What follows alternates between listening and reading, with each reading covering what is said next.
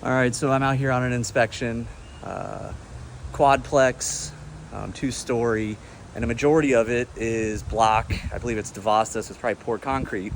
But something that Divosta did do is their end caps would be wood frame, and they've kind of done that on this building, or they have done that. And it's got a stucco board, and you got wood frame. So I just want to show you this kind of interesting, and after I show you this, I'll go inside. But where the stucco board joins with the foundation, there's stains coming out of it.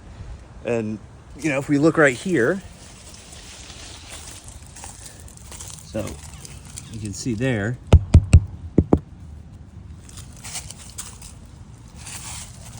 and here you can actually see the foundation.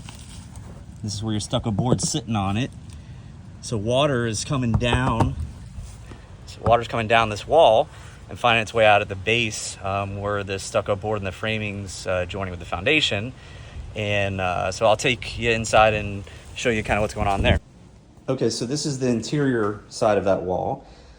First and foremost, you can see there's some damage down here at this baseboard. And then we get our trusty moisture meter out.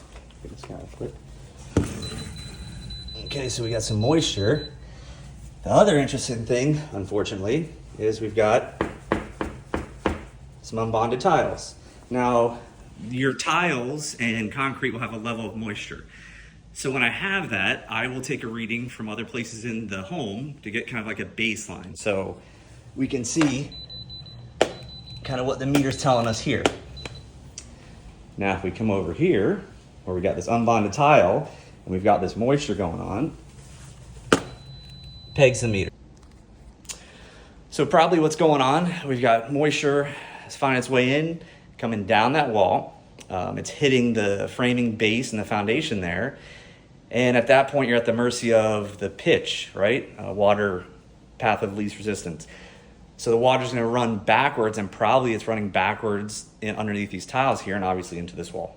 So, you know, small things can be, you know, a big issue. When you have wood framing that's wet in a wall, the potential for damage to the wood framing in the home is there. And then, like I always talk about, the indoor air quality stuff. So that's it. Interesting stuff. Thought I'd share. And for follow-up, any of my home inspectors or people with construction knowledge, I don't believe those holes in that siding where the stain was coming out of them are weepers or drains. I walked into the other buildings and they don't have it. So that, or they were painted over the last time they painted and those drains are coming through. So that's when the report writing comes into play. So that's it.